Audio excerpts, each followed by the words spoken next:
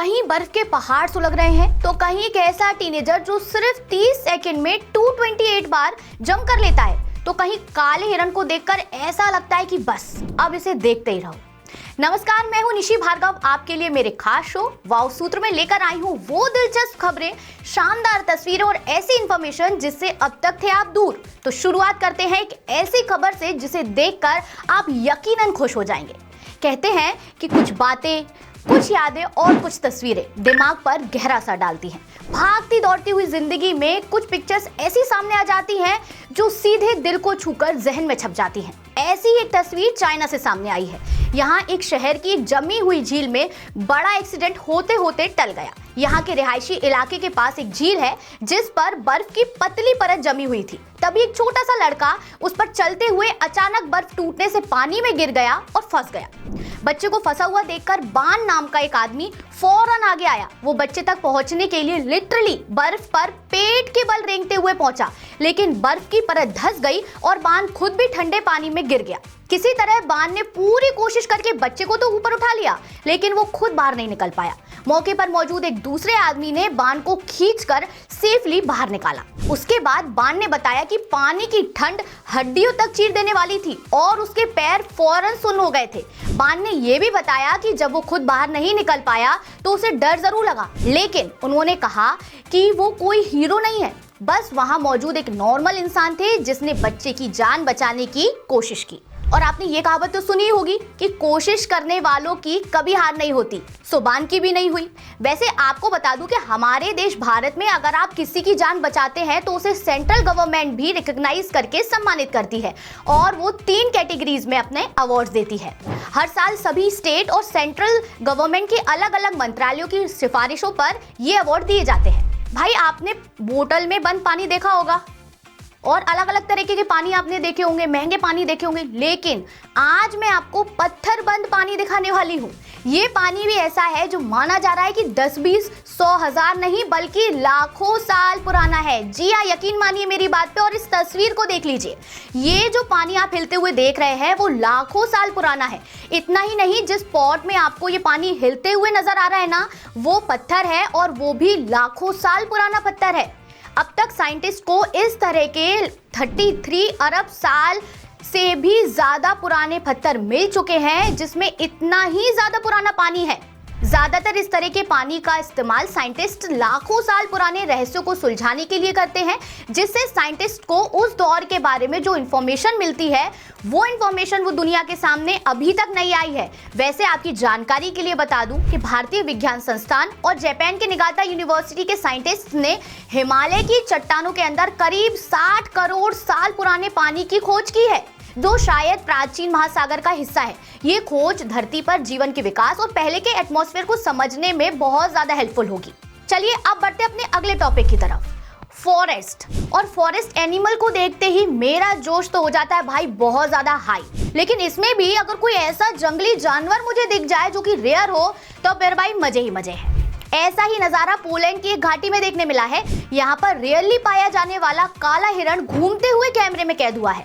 काला हिरण पल भर के लिए कैमरे की तरफ देखता है, फिर पास के एक पेड़ की ओर बढ़ जाता है जहाँ काफी देर तक ये काला हिरण खड़ा हुआ दिखाई देता है। अब आप ये सोच रहे होंगे कि अपनी बिरादरी के सभी हिरणों से इस हिरण का रंग अलग क्यों है और ये काला ही क्यों है, तो वो मैं आपको बता देती हूँ। जंगली जानवरों के काले होने का मेन रीजन बॉडी में मेलानिन नाम के पिगमेंट का ज्यादा क्वांटिटी में होना है। इसे मेलानिज्म भी कहते हैं। इन जंगली जानवरों का काला रंग उन्हें रात में शिकार करने, धूप से बचने में हेल्प करता है और एनवायरनमेंट में छुपने में मदद करता है। कुछ मामलों में ये जेनेटिकली भी होता है। जैसे एमपी के सिवनी और छिंदवाड़ा में फैले पेंच टाइगर रिजर्व में अक्सर रेयर काला तेंदुआ दिखाई देता है, जो यहाँ आने वाले टूरिस्ट के लिए आकर्षण का केंद्र माना जाता है। ये बगीरा के नाम से भी बहुत ज्यादा फेमस है और अक्सर सफारी के दौरान नजर आता है। वैसे अभी हाल ही में पश्चिम बंगाल के कुर्सियांग में 2 काले तेंदुए एक साथ चलते हुए कैमरे में कैद हुए थे। भाई वाह, इमेजिनेशन में ही कितना ज्यादा अच्छा लग रहा है। चलिए अब मैं आपको बताती हूँ कि कैसे बर्फ के पहाड़ों में लगती है आग। जी हाँ, अब आप सोचेंगे कि ये क्या है, बताइए तो। तस्वीर देखिए पहले। आप कहेंगे कि किसी बर्फ के पहाड़ में आग लग रही है। अब मैं आपको इसके पीछे की सच्चाई बता देती हूँ। ये आग नहीं है, ये तस्वीरें चीन के आइलाओ पहाड़ की है, जो पूरी तरीके से बर्फ से ढका हुआ रहता है। लेकिन दिन में 24 घंटों में 2 वक्त ऐसे भी होते हैं जब पहाड़ की चोटी आग में धधकते हुए दिखाई देती है। अब आप सोच रहे होंगे कि ऐसा क्यों होता है, तो वो भी मैं आपको बता देती हूँ। हर सुबह और शाम को सूरज की किरण पहाड़ की चोटी की बर्फ पर पड़ती है। इस वक्त बर्फ या बादलों से टकराकर सनरेज का रिफ्लेक्शन हो जाता है, जिससे ये पहाड़ जलते हुए दिखाई देते हैं। इस घटना को अल्पेंगलो कहा जाता है, जो कि एक नेचुरल ऑप्टिकल इल्यूजन है। ये घटना आमतौर पर सनराइज से ठीक पहले या सनसेट के ठीक बाद दिखाई देती है। अब आपको बता देती हूँ कि अपने देश भारत में भी कंचनजंगा, नीलकंठ और चौखंबा जैसे पहाड़ों पर भी अल्पेंगलो देखने के लिए मिलता है। अब आते हैं बहुत ही इंटरेस्टिंग से टॉपिक पर। बचपन में आप सभी ने रस्सी तो जरूर कूदी होगी। भाई मैंने तो बहुत ज्यादा रस्सी कूदी है, और 1 मिनट कंपटीशन होता था हमारे स्कूल में, जिसमें 1 मिनट में आप कितनी बार रस्सी कूद सकते हो, और उसमें पता है हर बार मैं फर्स्ट आती थी। आमतौर पर यह आंकड़ा एक नॉर्मल इंसान के लिए 1 मिनट में 60 से 100 तक होता है। लेकिन अगर मैं आपको कहूं कि कोई आदमी 30 सेकंड में 228 बार जंप लगा सकता है, तो आपको यकीन करना थोड़ा सा मुश्किल होगा। तो पहले आप ये तस्वीर देख लीजिए। इस बंदे की रफ्तार देखकर कोई भी समझ जाएगा कि भाई वाह, ये वाकई में कमाल का है। शंघाई में आयोजित अंतर्राष्ट्रीय रस्सी कूद कंपटीशन के दौरान चाइना के एक टीनेजर ने बिजली की रफ्तार से 30 सेकंड में 228 बार रस्सी से कूदकर नया रिकॉर्ड कायम किया है।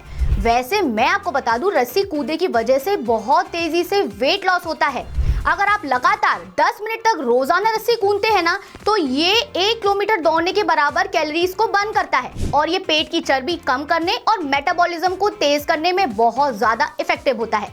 ये ब्लड सर्कुलेशन में भी सुधार करता है, जिससे आपको दिल की बीमारियां, स्ट्रोक्स का जो खतरा है वो कम हो जाता है। ये हड्डियों को तो बहुत ज्यादा मजबूत करता ही है, इससे आपकी जो मेंटल हेल्थ है वो बहुत ज्यादा सुधरती है। और यकीन मानिएगा, ये ट्रिक मैं खुद भी यूज करती हूँ। तो जब भी मैं मेंटली स्ट्रेस होती हूँ तो रस्सी कूदना स्टार्ट कर देती हूँ। तो आप ये ट्रिक अपना कर देखिएगा और मुझे बताइएगा इफेक्टिव है या नहीं। अगली बार अगले सेगमेंट में अगले नए मुद्दों के संग, अगले वाव फैक्टर्स के साथ फिर मुलाकात होगी। तब तक आप हंसते रहिए, मुस्कुराते रहिए, खूब खुश रहिए। नमस्ते। लेटेस्ट, इन्वेस्टिगेटिव और इन डेप्थ खबरें देखने के लिए ज्वाइन कीजिए द सूत्र का व्हाट्सएप चैनल, सब्सक्राइब कीजिए यूट्यूब चैनल, लाइक कीजिए फेसबुक पेज और पढ़ते रहिए www.daसूत्र.com।